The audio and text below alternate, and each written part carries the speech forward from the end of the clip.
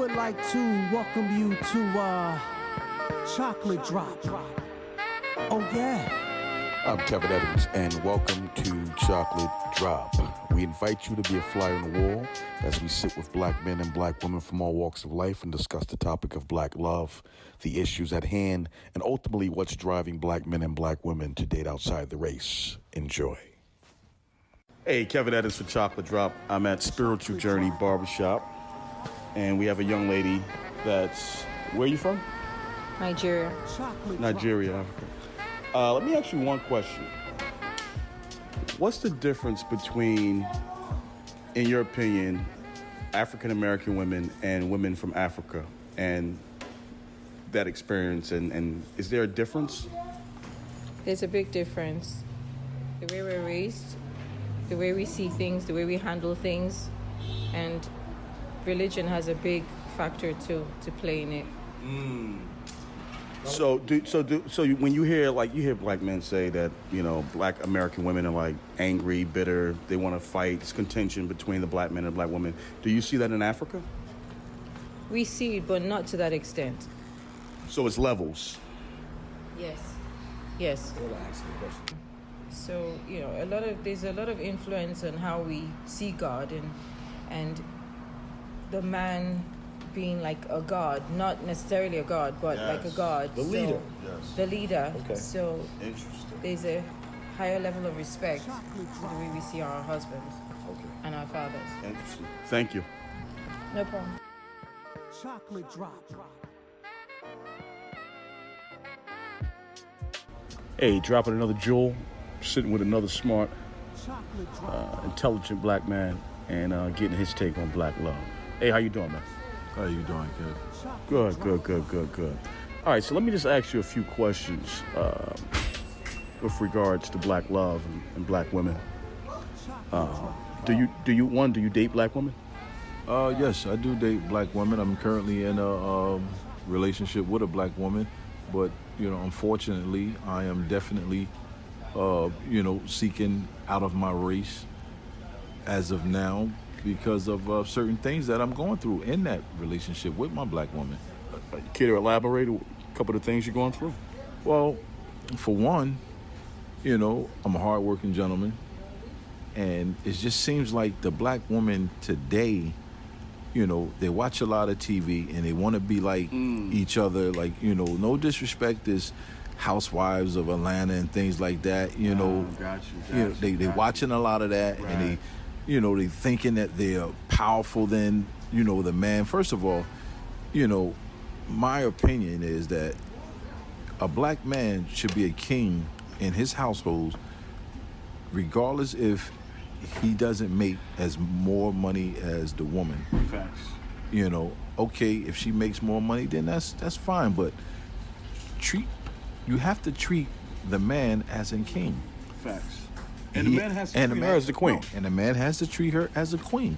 But, you know, you got nowadays, my brother Kev, is that, you know, these women, they're not treating their man like a king. So do you think that's by coincidence, or do you think that was kind of like the programming that was meant to be?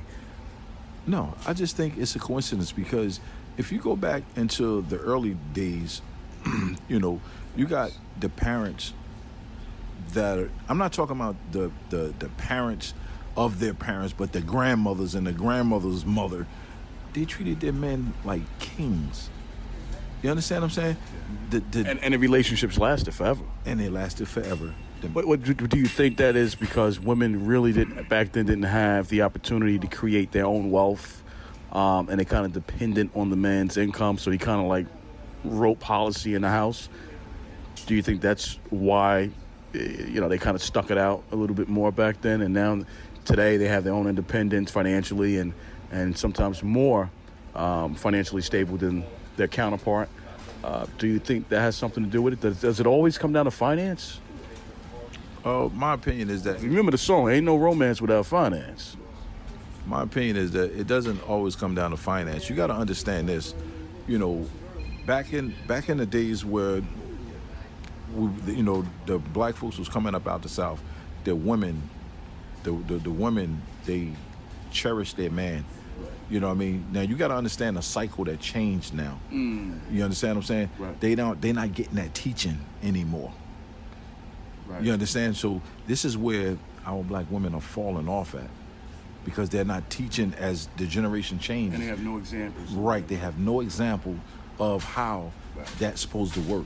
Right. You understand what I'm saying? So now it's just that they so feisty with you now. It's like, it's like two pit bulls. Right. You understand what I'm saying? So you sitting here, you saying to yourself like, damn, why, do I have to verbally fight with, The woman you love. the woman that I love? Now, a flip side to this, I meet a nice Spanish Caucasian woman, Right. and I know it's, they say, oh, it's just in the beginning, but let me tell you something, man. Yeah. The way that white woman makes me feel Right. is unbelievable. Or any other race. It's unbelievable.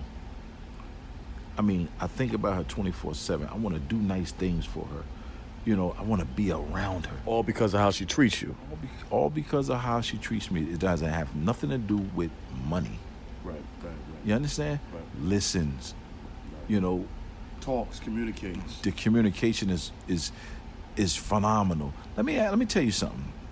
The black woman that I'm in a relationship with, she hasn't rubbed my back in fucking 5 years. Did she rub your back at first? At first, she would rub my back if I asked her. I go visit my white female friend. I don't have to ask her, to rub my back and things. It's just totally different, man. And I'm upset because our black woman, I love my black woman. Right. But I want to be treated like a king. But I hear black women. I hear black women say, "Oh, well, black men only want to run over to white women or to Spanish women because they let them get away with shit. We wouldn't put up with the shit. They kind of like let a black man do whatever he wants to do." But it's never like an internal reflection that a black woman might say, "Well, damn, well that's what he likes, or that's what they like. Well, let me try to be that, or let me try to appease or please that black man in that manner so he can look at me the same way." It's always it's never a thought like that. It's always, from my experience, it's always once they hear, it's like, nah, like I'm not. It's almost a pride thing. Like they don't want to bend to communicate with you like an adult. And again, it's not all black women, but I'm finding out as I talk to more and more different black men, it is damn near the majority, because a lot of people might say, oh, it's isolated situations, it's isolated relationships. But when you start talking to like black men who had this conversation for decades, and they're all saying the same thing, and that was the catalyst to do this podcast, was to get down to the bottom of this shit. Let me tell you something, Kev. And maybe we can fix it. I don't mean to cut you off, but let me explain this to you. A wise man told me, and this is something that stuck with me. He said, Bobby, you have to go back and look at the stock that them women come from that you deal with. Facts. You understand? Facts. So I sat back and I said, when he said the stock, that's just like you going to a meat warehouse and you want to see. Yeah, it's that chicken cage free enough, right? Yeah, absolutely. So, now is where I'm looking at the stock. Where does she come? Hold on. Right. So the stock is where where that female come from, because if she got a emotionally disturbed mother, emotionally disturbed aunts, and things like that, 9 times out of 10, somewhere down the line, she's emotionally disturbed. It's going to come out. Just like a woman have to understand where that man stock is from. Right. You understand what I'm saying? Because if you want a good relationship, man, let me tell you something. A relationship, it takes work. You understand what I'm saying? It's not just in the beginning it's all sweet. A relationship takes work every day. Right. Every day you have to put that work in to keep that good relationship. And this is what a lot of sisters and gentlemen is not understanding. Like me, I've run around for a long time with different women. I'm tired. I don't want to do that anymore. Let me ask you a question. If we take out the arguing, the contention, the battling, the competition, and all this other stuff between black women and black men, let's say all that shit was out the window. Would you prefer to be with a black woman? Well, Let's say all that stuff was out the window. I'm gonna tell you like this, Kev. You know, since, you know, I've been, you know, friends with this Caucasian woman, I really don't know. You know what I mean? I really don't know. That's deep. That's deep. Because I really, really like this Caucasian woman. I would marry her today if she said, let's do it. I would leave everything. I would leave my clothes. I would leave everything. You can have it all. Wow. And I will go with her. Wow. So what's stopping you? What's stopping me is that Are you feeling sorry for the woman that you're in a relationship with now? no, the black woman, or no. Actually, I've had this conversation with the black woman, and I told her I've met a Caucasian woman. I'm very interested in her. Wow. What did she say? She cried, and I told her, I said, listen, if things don't get better, you know, we're gonna have to part. Right. You know what I mean? I try not to spend a lot of time with the Caucasian woman because I do like her. Yeah. You know what I mean? Yeah. And I love my sister that I'm with. Yeah. But I'm tired. Tired of fighting.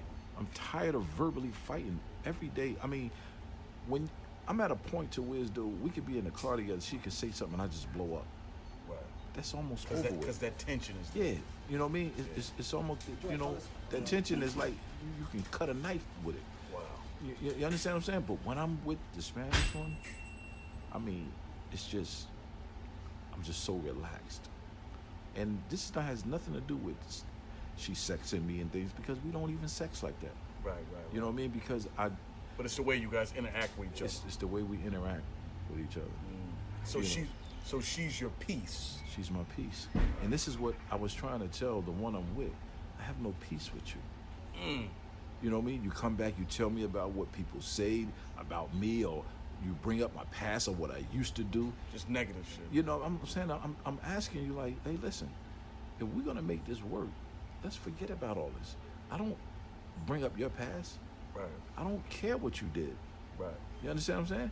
Right. You know, and it bothers me now that, you know, everything you say to me is, I'm bringing you down, but you won't leave. If I'm bringing you down, why won't you leave me then? Right. You understand what I'm saying? Because I told you, hey, if I'm bringing you down, right, you need to get away from me and go back that way. Right. You know what I mean? Because that's, you know, common sense to tell you that. Mm-hmm. You understand what I'm saying? But I'm not the one bringing you down. It's your family that's bringing you down. Right. And you're not understanding that. Right. And you get on me when I tell you this. I'm only trying to make you stronger. Now, let me ask you a quick question. All right, we're hearing what's going on with this relationship now with the black woman and you. I want you to think back to every real relationship, not just smashing, not just sexing, homie, lover, friends. I'm talking about real relationships with black women. Think about, since you've been dating, right? Was it always this type of thing going on? Well, Kev, I'm gonna tell you like this. It was not. No, it was not. I had a sister that I was dating for maybe 7 years, but at the time, I was young.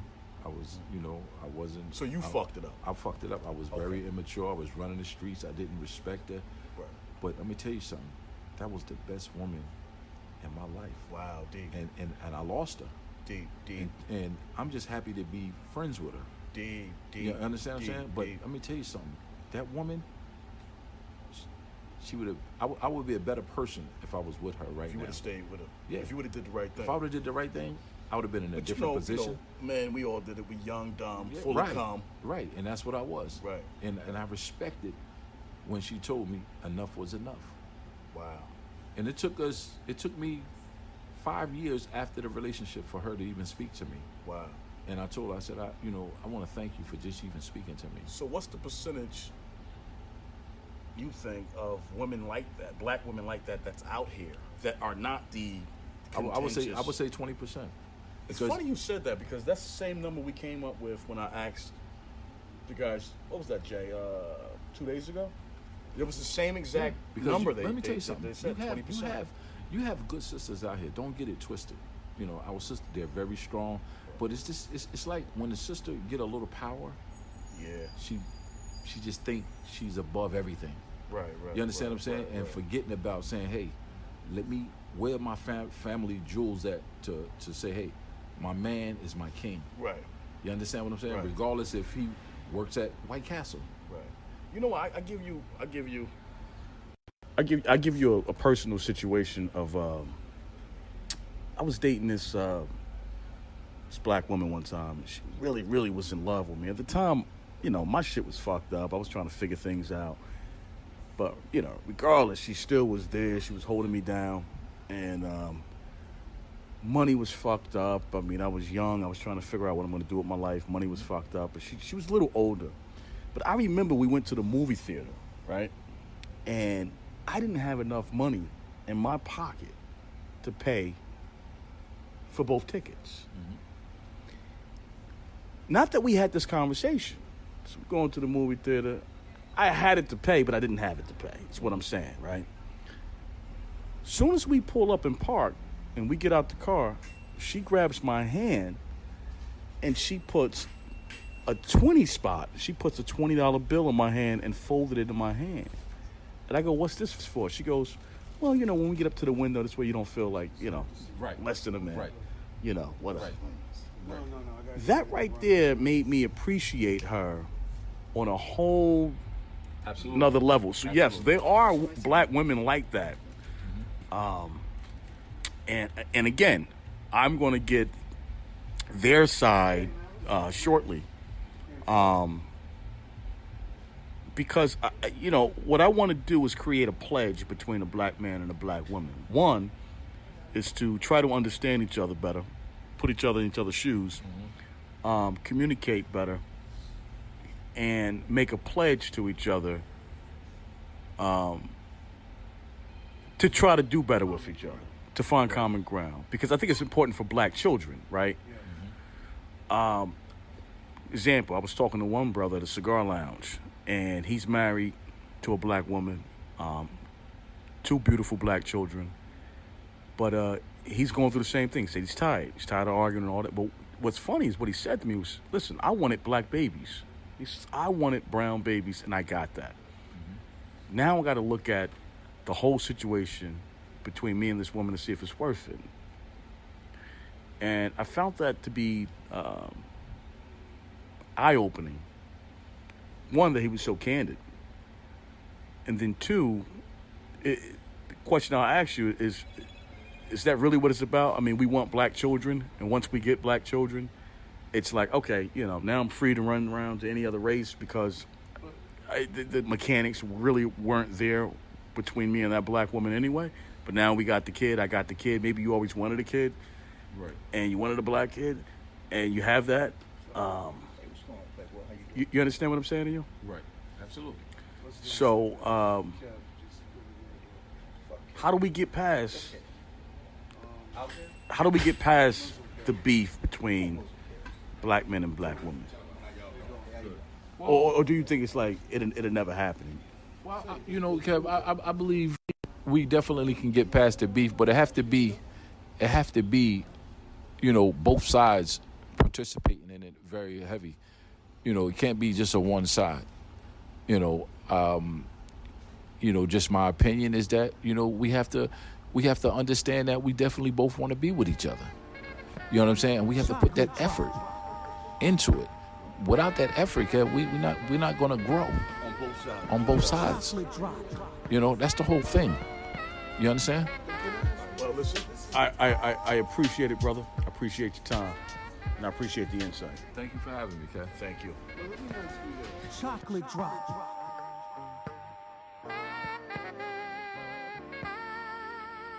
Chocolate drop.